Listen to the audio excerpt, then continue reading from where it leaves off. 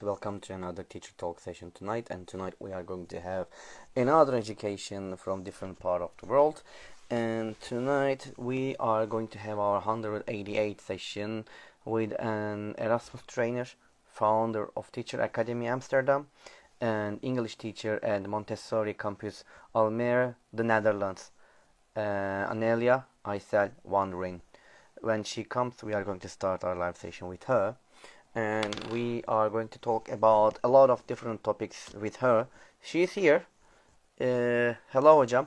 If you can send me request to join, I can accept it for the live session.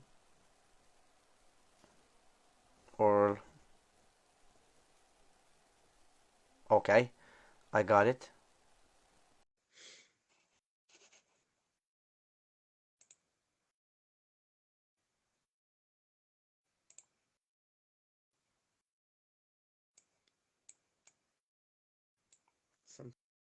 Sometimes it takes time to join because of Instagram.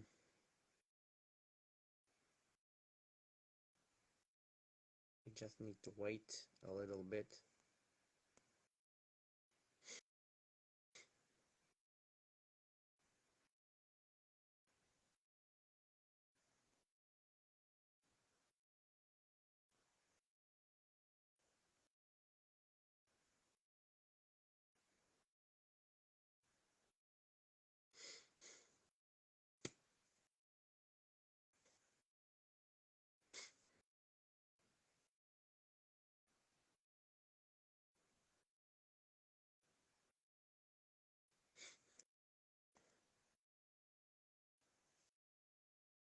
Right.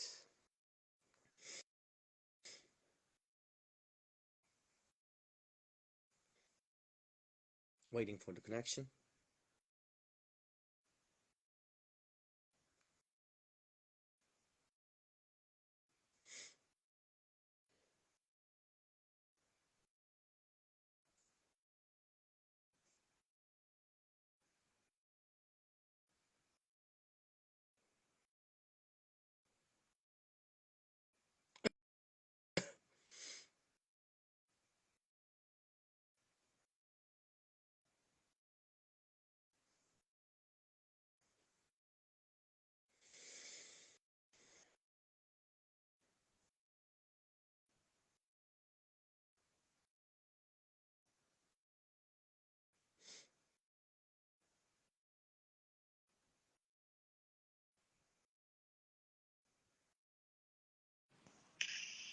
Hello Ah, everyone. hello. Hello, it's great to see you, hocam. It's really nice to see you. Okay, so I hope you're Yeah, okay I'm and you look fine. great. Okay, Thank wonderful.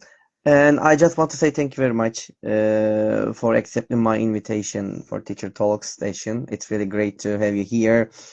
By the way, which name are you using? Like Anelia or Aysel? Which I one? use both of them, and thanks for having me as well. Really, so nice to be here together with you and share my experience. It's great. It's wonderful. It's wonderful. So how do you want me to call you? It doesn't Anelia or Aysel? feel comfortable with. Okay. So I can use Aysel. I think it's much easier to pronounce Yeah, for me. Is that okay? sure, perfectly Perfect. fine. Okay, so Jam. So I know about you. I know that we are all very busy and you are very busy. So if it's okay, can we start? Sure. Okay. Yeah.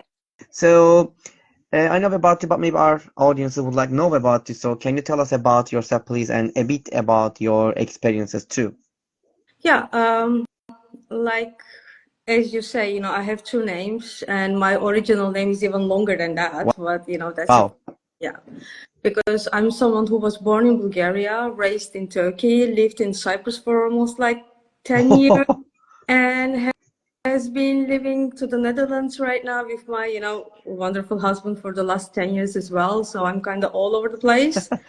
And It's um, it's great. It's kind people of ask, multicultural. yeah, and I kind of have like three passports, like, quite interesting in that aspect. And when people ask me like where I am from, normally I say like Earth or like Europe, if I don't feel like talking. And if I feel like giving a little bit more information, I just, tell the details. And I did my university education and my master's in Cyprus International University. And I Oh, it's great. started working there at the university at the prep school as an English instructor while I was also doing my master's. Then I moved to Turkey back. I worked there in two different private universities as an English instructor as well. And now, they are called lecturers. And for the last 10 years, I have been working in the Netherlands as well as an English language and literature teacher. So my Wonderful. school is a Montessori school. Just from this year, we started a new concept. It is called Montessori Campus. So our youngest student is actually 7 months old. Wow. Yeah, because we are from 0 to 18, and literally our oldest student is 18 years old. So we are like everyone Oh, under one roof. And I have been an Erasmus Plus trainer as well for the last almost 10 years too. So. wow. It's wonderful. It's great.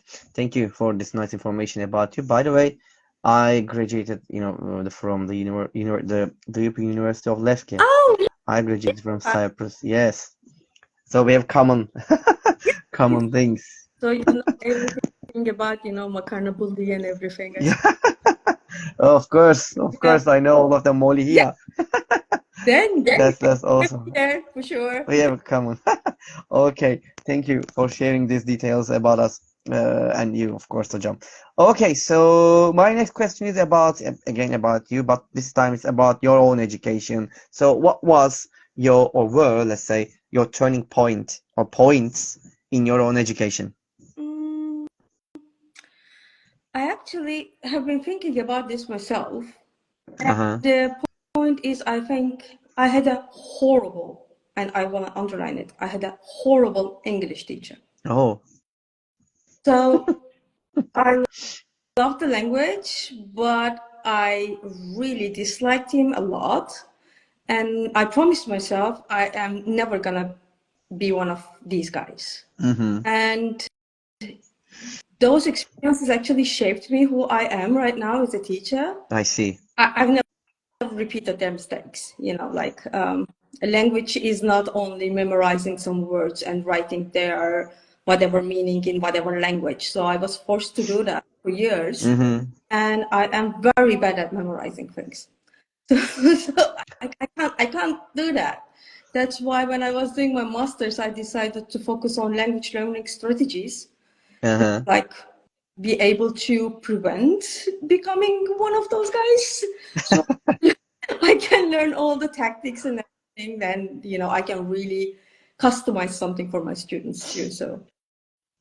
I see. That's a very interesting point that you mentioned here about the turning point. So, do you feel that you are not one of them? Oh, I know for sure. Okay, perfect to hear it. I know for sure. Okay, it's great to hear it, Hocam. Thank you for sharing these details with us. It's really wonderful. What I'm gonna ask you about it, you've been teaching for a long time, I think. I don't know how many years, but it's a lot, I think. So in this time, probably you have tried, different techniques, different methodologies, and different strategies. Even now you are, using a kind of a methodology in your lessons. But of course, probably you have a philosophy of teaching. So what is it? What is your philosophy of teaching? So I've been teaching since 2007. It's gonna be almost 20 years, like 2 years later. And of course, as you said, like when you are just graduated, whatever has been taught to you. Yeah. You really have only the textbook information, but other than that, I didn't have any real life experience at all. So, and I'm a petite person. It means I never showed my age, really. My very first students really believed I was one of the classmates, like it was. That's great. I'm sure that it's a great feeling to hear it. Are you a new student here? Me, I don't know. But that was really like, oh, can I get your number? I was like, let's meet it. So it was like being that awkward moments. But when I was very at the beginning of my teaching career, let's say, it was Uh-huh. really like, okay, so I have a job to do. I have to teach this, and I have to be extremely serious because of the reasons that I told you. I can't date you guys. I'm like your teacher. So I had to set some boundaries, I thought, Uh-huh. and it took me a while to realize that those boundaries were very high. I So see. I lost connection. Then I was so artificial, and it was fun, but again, it wasn't me. So it took me really some time to try, like, okay, so where can I be more flexible? Where can I change some stuff? What can I do better? So, like I can have that genuine, not artificial connection, but like the Mm-hmm. genuine connection with students. And keeping that, trying that, like I came up to become who I am right now. I see. So from like taking my job and myself so seriously, after almost 20 years now, I still take my job so seriously, but I don't take myself so seriously. Mm-hmm. Like it's fun, it's okay. Like you can be open to me. Open communication is the most important thing, I guess. I see. Okay. Thank you. Thank you very much, Hocam. As an educator, uh, like most of other educators, we all have stories in our life, in our career. Okay. And sometimes we have, the bad stories, sometimes good and sometimes failed ones, and sometimes we have success stories. Can you tell us one or maybe two success stories of yours? Something inspirational, if you have. Uh, I'm sure you have. But if you want to talk about some failed ones, you can also talk about it. I think that It's your choice. the failed ones and the success ones, to be honest. I'm trying. Uh, to be honest, last year I couldn't be able to teach because I had a very severe burnout. I was Oh, I see. on burnout leave. Like last academic year, I didn't teach at all. I couldn't bear to be in front of the classroom, and I really thought I can never be in front of the classroom again. Oh, I really thought it is done. I'm done with it. I'm gonna do something else. But then, with some help, with some therapy, this and that, so I'm back to the classroom, stronger than ever. And wonderful. I changed my mindset. It took me a while to change my mindset, but I really managed to change my mindset because I was carrying too much. I I see. know that I can't change everything. Not everything is within my control. And I'm not a control freak at all. I've never been, but I was just carrying too much. And saying to learn no to I see. somebody else Mm-hmm. is actually the biggest success story so far. Because, in Netherlands here we say nee is nee, so no is no. And it took Yeah, me a very that long time is to, nay. yeah. I see. I see. By the way, Netherlands is not, I'm also familiar with it because my cousin is living there and my uncle was used to living there, but right now he is in Turkey, but he was living there for I don't know for more than 20 years or maybe 30 years, I don't know, a lot. Yeah, something like that. Anyways, okay. So it's great. Thank you for sharing these stories with us, Hojam. So, let me ask you another question about again your classes. When as an educator, we try different and maybe different activities in our lessons, and I'm sure that, like other educators, you also have some, some favorite activities that you all use in your classes. So, can you tell us one or maybe two activities that you like to use for your classes? Your secret ones, the special ones. Share with us. Okay, so one of my favorite ones, because in the Montessori education, we really do not have a book. We create Mm-hmm. our own projects. I create my own readers, so I can do whatever I want. I have the freedom. I But see. one thing that I do not have freedom about, we call them domains. So there are specific Mm-hmm. things that students really have to acquire, and one of them is they have to learn about the English literature. So, like, I see. for example. And Mm-hmm. of course, without Shakespeare, we cannot have the English literature. It will be incomplete, very difficult to teach and assess as well. Assessment part is also difficult. So I came up with an idea while I was doing some research that they read Shakespeare books, the plays, but in Netherlands we have a series called No Fear Shakespeare. So one Uh-huh. is the original Shakespearean text, the other one is modern English. So I see. they really understand what they learn, what they read. And I asked them to choose one of the main characters of the play, let's say Macbeth or Hamlet or Romeo or Juliet or I don't know, like Carlo. I see. And they have to prepare a Twitter account for that person. Ah. So there must be some Twitter threads, the connections. And it was really like quite funny to see because there's a template they adjusted. I created a template for them. Uh-huh. And I also asked them to use Shakespearean insults, which is also like quite do because I always tell them, okay, guys, like you can be as nasty as you want. That's the spirit. And they break loose. Like they are combining the creativity part of it, the technology, which I am sorry, Uh-huh. and also still they have to reflect the character. So at that moment, they are that character that they chose. I And I have see. to also choose, grade them regarding of the speaking. So for that, what I do, I tell them, okay, now you chose that character, you have to make a research, Uh-huh. but it's like psychology related, because as you know, none of the Shakespearean characters are normal. They all have something.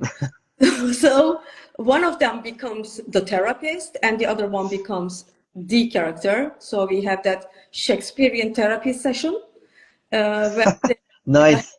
therapies for one another. I like that one. Before ChatGPT with the smaller groups, while I was still teaching them, we were doing like the modernized fairy tales. For example, if Rapunzel lives now, what Mm. happens? Like Ah, the I see. blues or something, like just be fun.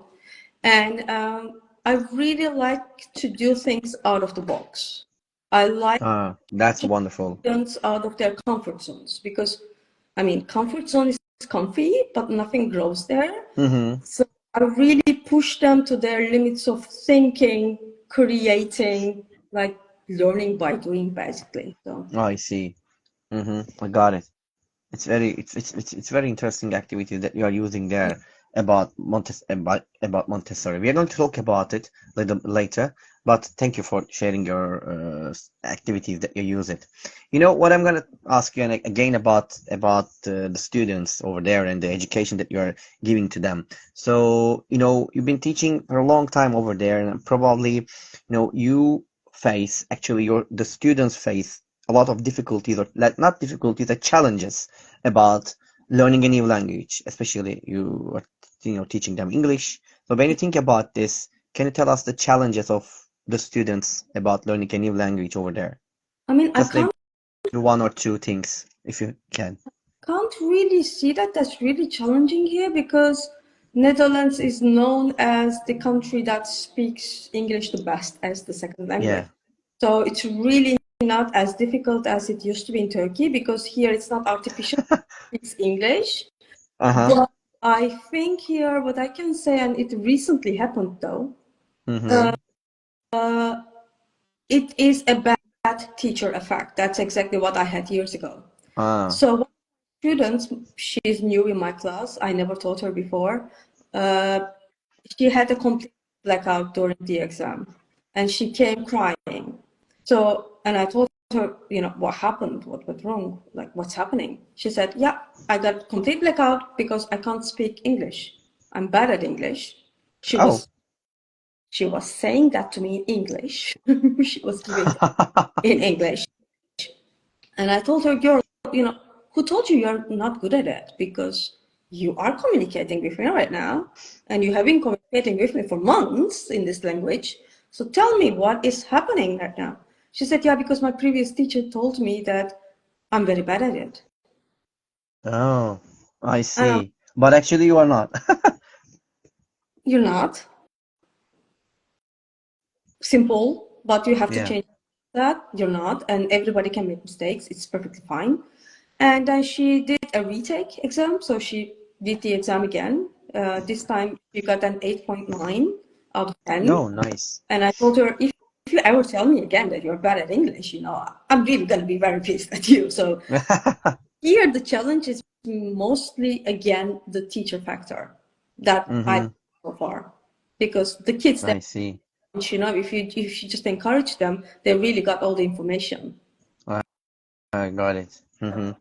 That's interesting. That's another, the point that that we can talk about, discuss about it, about not the challenges about student side, but actually the challenges created by the teachers over there. So, indeed, it's something completely different then, because everyone can speak a language, and I always tell them, guys, most probably your English is better than my Dutch. So, we are all learning. It's a learning I process. see. Okay, thank you. Thank you, Jam, for sharing this with us. And let's move to another question again, if it's okay. Or would you like to add anything else about it, or can I go another one? Okay. Okay, so when you think about your students, probably sometimes they do not understand what you want to transfer them or to teach them. And when that situations happen, probably they come to you and ask for your help about the things that they don't understand. So when this happen, how do you help your students when they need extra help about topics that they don't understand? And what kind of things you provide them? How do you help them to deal with these problems? So what I've been doing for a while, I do the flipped classroom. That's So I just film myself when I'm giving the instructions, because then they can watch it anytime they want. And sometimes the classes are really quite limited. So the class, when you're digital, there's no limit. It can be as long as you want it. And with me, because I am preparing my own materials, I really make everything as simple as possible. I really explain everything like step by step. Also, I always have the rubrics, because I'm working. I always have rubrics, and rubrics are always part of my readers. So the I see. students know what is expected from them, what they will be graded upon from the very beginning of the academic period, basically. But of course, there are always like some students who ask for clarification, who ask for feedback.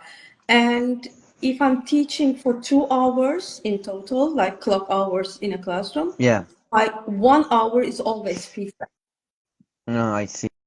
So 1 hour takes it. yeah, with Montessori education, it is designed that way, that hour I have to give them instructions, but the other hour is literally their own working time. I'm there, of course, but just for helping. I Give them, see.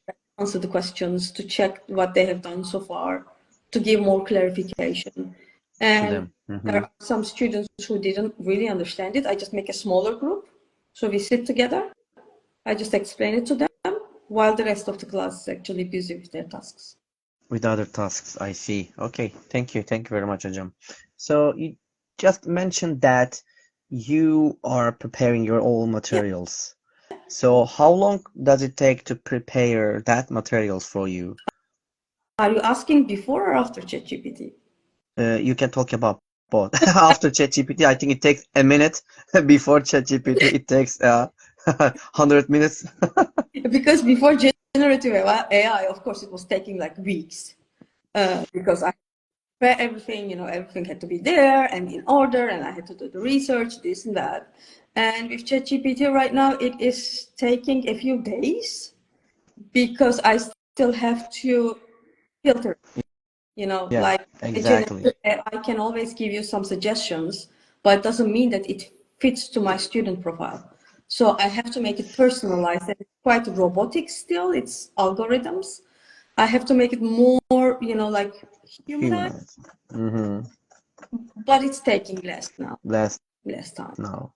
Yeah. It's great. It's great to hear it. All right. So thank you very much for sharing it with us, Ajam.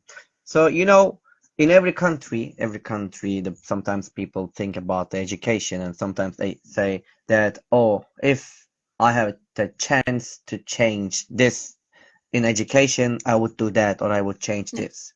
When you think about, and you've been living for a long time in Holland, the Netherlands, and probably you have a lot of ideas about the education system over there. So when you think about this, if you have a chance to change one thing about the education in Holland, then what would you change and why? I mean, there's one thing because the fundamental part of the Dutch education system has been changed in 1960. Mm-hmm. And in 2006, there was a new reform, and it was, Yeah. like changing the curriculum a little bit and making some changes in it, making it more flexible. But I do not believe it really, like the fundamental part is working perfectly. Like I wouldn't have touched that. Mm-hmm. Like the levels that they arrange, how they divided the years, ages, like the systems, the testing system, it works perfectly fine. So it's a working formula, never touch it. That's rule number one. But what I will have changed right now with the artificial intelligence, with the generative AI, it's still the gray zone. Like there are no specific rules or regulations Yeah. about it. Mm-hmm. I would have added something more to it. Like what are I the see. rules and who uses only the generative AI and says that's mine. We are still lacking that part, and this is getting more and more. Plus, we have a big teacher shortage right now. Oh. It is going to be even bigger after the new year because with the new law, we call them payers, like the people who are kind of an one-person company. So they are working for themselves. They're not working for the school, and Oh. they are being banned. They cannot be Oh. work in any field in the Netherlands anymore. It's education, health, anywhere you think. So it will create more teacher shortage. I know that. And we are That's interesting as well. already Mm-hmm. having a very big teacher shortage. So if I could change two things, one is indeed more solid rules about the using generative AI, and the second one is finding a way to actually finish the shortage instead of creating more. Like I see. it's not Okay, really I got working. it. It's not really working. I see. Thank you. Thank you for the ideas, Ajam, about the education over there. Thank you very much. And yes, now let's come to another point which is related with you. So I know that you have an Instagram account, Teacher Academy Amsterdam. So you are doing a lot of things and sharing a lot of things over there. So what is that? What is this Teacher Academy Amsterdam, and what do you aim to achieve with it? And how did you start it? And why did you do this? When I first came here 10 years ago, like the social media was not this active. And I really didn't have any guidance. So I had to Mhm. find my way through the system with the help of my mother-in-law. Because, my husband is Dutch and I was very new to the culture. Some norms were completely different. Some things are completely different in here. Like everything I knew was correct and true turned out to be completely wrong in this system. So I really kind of had to navigate myself for a while, and then I started to hear things from the Erasmus teachers who are coming here, like how can we come here? What can we do to come here? How can we become a teacher here? Like we really paid X amount of money, and I'm really talking about huge amount of money here I see.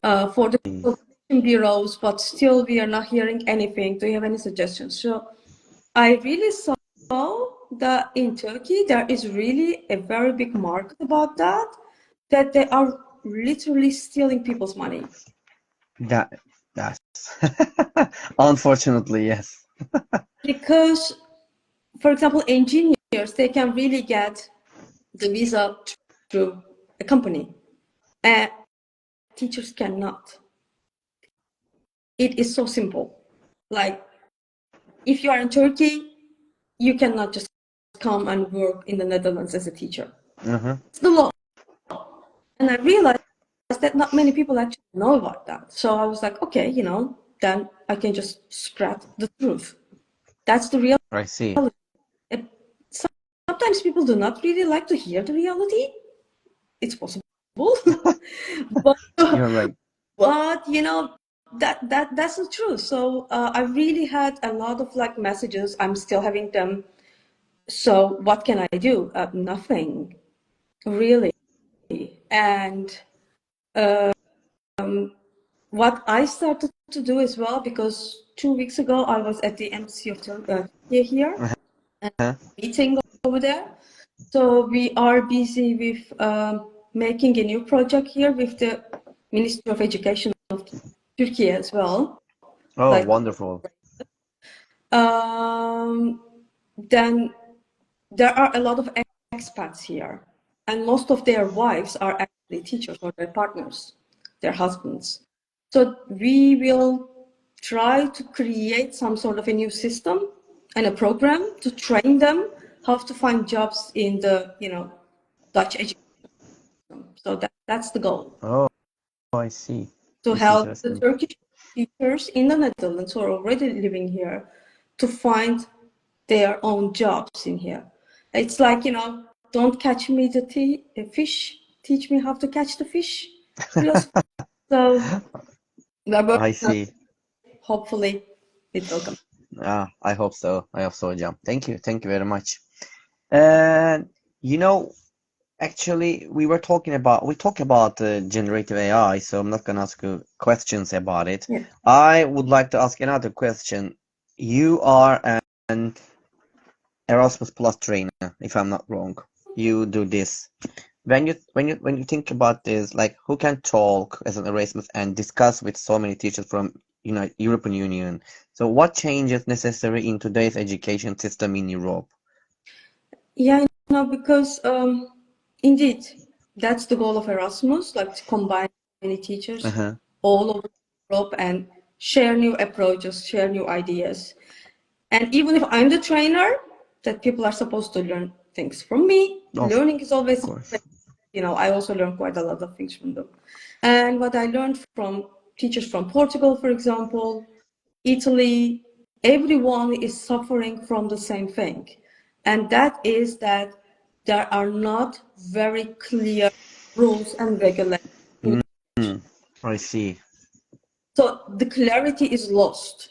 Nobody really knows what is really going to happen 5 years from now in education. You're right. Mm-hmm. Because a lot of politics are involved. Like I Like really, everywhere. it's in everywhere. And I really think politics and education should be separated from each other. Like if you want to change the teaching policy, give the task to the teachers. Don't give to a politician who has been in the classroom, I don't know, like 50 years ago. They don't know what we're dealing with. So I I see. think Mm-hmm. this is really the thing, like everyone really should be there Uh-huh. together as an educator, and we really have to see what we can do in the classrooms as educators. Just ask it to us. Don't ask it to a politician who's, I don't know, 70 years old. That But unfortunately, it works like that. Turgut Hocam, hi. I don't know if you remember me, but I do actually remember you. Sorry. I think that- Probably, definitely he remembers you. I'm sure that he's a really great memory. I'm sure he remembers you, Hocam. Yeah. Okay. Thank you. Thank you very much, Hocam, about the ideas to talk about it. We were talking about a lot of, the generative AI and other things and about the technology, of course. When we say technology, it's not easy to follow for all of us. We can't follow it because, it grows every, the seconds. Even now we are talking here and a lot of things happening around us about related to technology. So when you think about the educational side, how do you follow this technological improvement in education world? What do you do and what kind of suggestions you can give our audiences So to do it? when people see me, they really see like a petite girl, a petite woman walking around typical English teacher with the high heel boots. But there's actually a nerd living inside me. Like, I really follow it quite badly. Like, I'm really quite strict to it. Like, I don't know if you know it, but there's actually a website that called there's an AI for this.com. So indeed, as you said, like there are a lot of AIs, you can just do a lot of things with it, and it is almost impossible to just follow all of it. Definitely. But I am the member of the AI collaboration of the Netherlands, so I really follow their researches as well quite, quite often. And I also try to get all the trainings myself. Like I really am trying to improve myself. And what I see right now, to me, the writing the prompts, it is literally like another language. Like it's some sort of a language to me. So I'm also trying to learn that one as well. There's a new methodology developed by the AI Coalition of the Europe, and my school is sending me to that training. It's called Train the Trainer. Wonderful. So they are teaching you how to generate the prompts in a proper way in terms of the education, I and see. I will learn how to teach it to other teachers. So yeah, these are the things that I'm quite interested in right now. So you are trying to keep yourself up to date Yep. with like this, with kind of things. Great, great. Thank you very much, Ajam. And so let's talk about other things again. Thank you for about it. And you are working a lot. You are doing a lot of things, but what are you doing for your job right now? Like, are you doing anything special? And do you have any projects that you would like to share with us here? And I know that you are doing something, but maybe you can talk about it here, if it is okay, of course. Yeah, it's not solid yet, but I am like, there's one thing that even talking about it gives me like goosebumps because I get really super about it. That we are, after the Christmas holiday, we are going to have a collaboration with a researcher who has developed an educational robot. Oh, It's super cute, really. Like I've already, we have already met and we have done already the first steps. And I really hope next year I will be going to my classroom with my bestie teaching robot together. So we are planning, really? we Oh, are to be their pilot school. oh, wonderful to hear it. Will we have a chance to see any photos or videos from your Instagram account? Hopefully next year, Huh. because there's already one with the robot in my account, and as I said, they will be coming and visiting us. So I think somewhere end of January, beginning of February, they will already be at our school with the robot as well. And then, of course, I can share some pictures and videos too. It's great. It's wonderful to hear it. I hope you will have a wonderful lessons with that robot, and you will use it. Okay, thank you. Thank you very much, Ajam, for sharing these plans with us. In our lives, actually, not only in our lives, a lot of people, I'm sure that they have people or very important people who inspired them for their life, okay? And also they take them as a role model to them in their work life or in their social life, or I don't know, in their life, maybe normal life. So when you think about this, who are your role models, or do you have any, or who inspires you about the things that you do? Like my own English teacher was the bad role model. Like, No, not the doll. We know the doll. Let's not talk about the bad role I models. know. I'm sure you have also good and very good role models to tell us. The is Sal Khan, the co-founder of the Khan Academy, because Uh-huh. this is like extremely important. Seriously, what he has done is beyond his time because he established it in 2008. Uh-huh. And now with him, millions of people have already reached the information that they wouldn't have dreamed of. So to me as well, it's one of the things, like he's one of those role models. You can always be ahead of your time and the time will catch up with you then. I see. Don't be shy to execute your, like ideas and your vision basically. And the other one is Angela Duckworth. She is a psychologist Oh, I and a see. professor of psychology in the University of Philadelphia. And her books are basically based on changing your mindset and encouraging students to learn from their failures. Oh, that's an interesting Because point.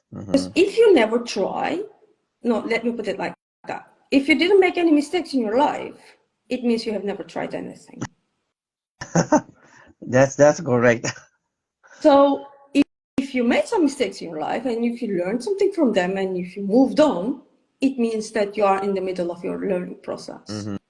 So to That's a good me, point. she's really like quite inspirational as well, and her studies as well, because it is also scientific based. It's science based, and I love science. I see. Of course, Okay. as a Montessori teacher, Maria Montessori, without mentioning her, like will be a betrayal to the whole education system. So Okay, wonderful to hear it. Thank you. Thank you very much, Ejam, to tell your role models to us. The time flies, as you mentioned, that it's not easy to guess or to know when things that gonna happen in the future. But when you think about it, just guess after 10 years or maybe 15 years, how do you see yourself? Will you be will you still be a teacher, or will you still be trainer, or will you be a teacher at the Montessori school, or will you try another job? So what are you going to do? What are your plans about it? honestly, I have no idea because, as you said, like time's flying, Yeah.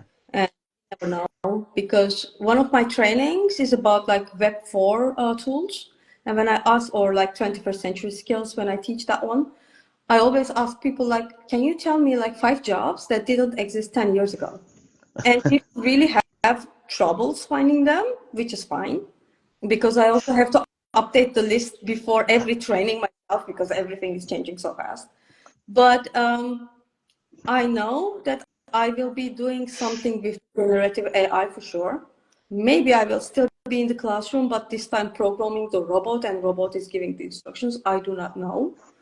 But I love sharing what I know and I love learning new things, experiencing new things. So one way or another, I will still be connected with the education for sure. But Yes. role, where, when, how, only God knows. I got it. I got it. Thank you. Well, I can understand it. Thank you very much, Ujam. Thank you for telling us about it.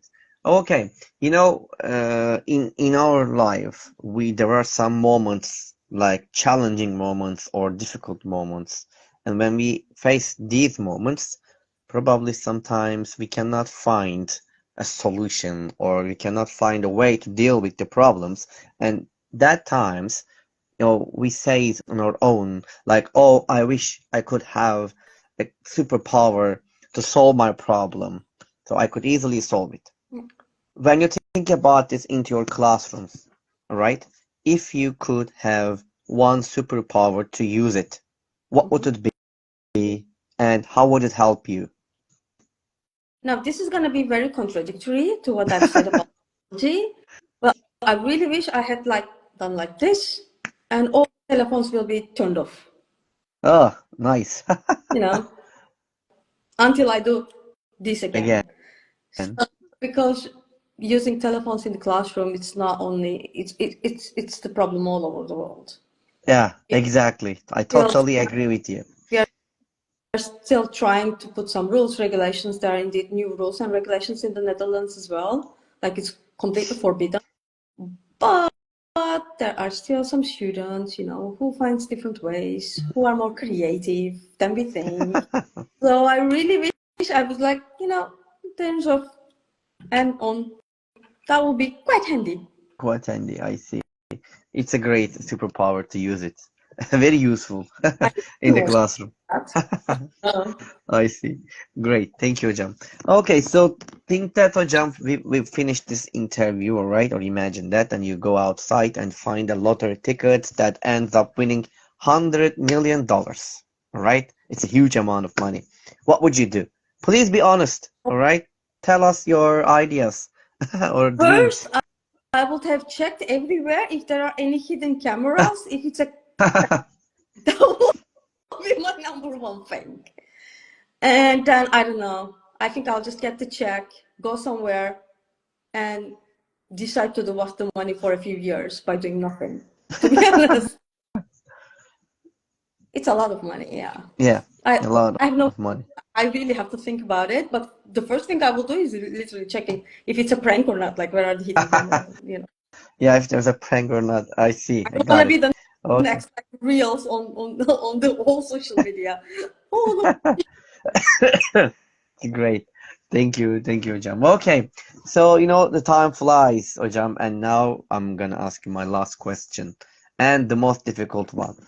Here is the question. What is your motto? you mean in life as In, an individual in or life or in for education? You can talk about both if you want, two or three mottos. so It's up to you. in life? My motto is I'm not a tree. Okay, I'm not wonderful. in this location. I can move wherever I want. Hmm. And this is not only about like physically as a location, but it can also be like a work environment that I'm not happy with. I don't know, a friendship I'm not happy with, a place I'm not happy with. I'm not destined to be in that. If I can gain in it, I can also get out of it. Simple as that. Like Hmm. right I now, see. Netherlands, but who knows, 10 years later, maybe I will be somewhere else, especially if I find, like the location somewhere else. That's great. And in education, my motto is always, if you don't make any mistakes, you're not trying hard enough. Hmm. I see. Great. Two great mottos. Wonderful. Yeah, thank you. Thank you. Thank you for sharing with us, Jam. Okay, so I'll ask all my questions to you, Jam. So before ending our live sessions, would you like to add anything else? Uh, yeah, first of all, again, like, thanks for inviting me. It's really so nice to That's talk to pleasure, you as well. mine. But, Hmm. I've been watching your talks too. I've been following you for a while. Um, the thing is that I know as teachers, we are not being appreciated enough. I know that there are some days we feel like, what am I doing here? Like, why am I even here? And there are some days we think like, oh no, nobody cares in any way. So, why should I care? But there is one thing, and I believe that every teacher, whoever I met through Erasmus, through my colleagues, we know that we are shaping the future. We do. And Hmm. there are no teachers, there will be no lawyers, there will be no doctors, there will be no engineers, there will be no one. So even if these people do not know at this moment how important and valuable we are, I think we should just be able to look at the mirror and tell ourselves, you know what, I'm a teacher, that's my superpower, what's yours? And we should That's really be very, very proud of ourselves. exactly. I totally agree with you. I can't agree more. You're right. Thank you. Thank you very much, Jam. Okay, so that's all about the tonight questions. And I just want to say again one more time, thank you very much for your suggestions, for your ideas. Okay, and for especially for your time because you spend your precious time with us here. Thank you very much. And there are also nice comments here. Thank you all for sharing this informative interview and valuable ideas with us. You're welcome. And thanks to our guest tonight, for Aysel Hocam. That's really, we had a fruitful session with her. All right. So I would like to say one more time, thank you very much to her. And as you know that we are going to be here next time at the same time and on the same day every Monday at 9 p.m. You know it in Turkish time. And until next time, wherever you are, good morning, good afternoon, good evening, and good night. Okay? And again, until the next time, please take care of yourself. Take care of yourself, Hojam. And bye bye, everybody. And bye bye, our great guests and audiences. And peace.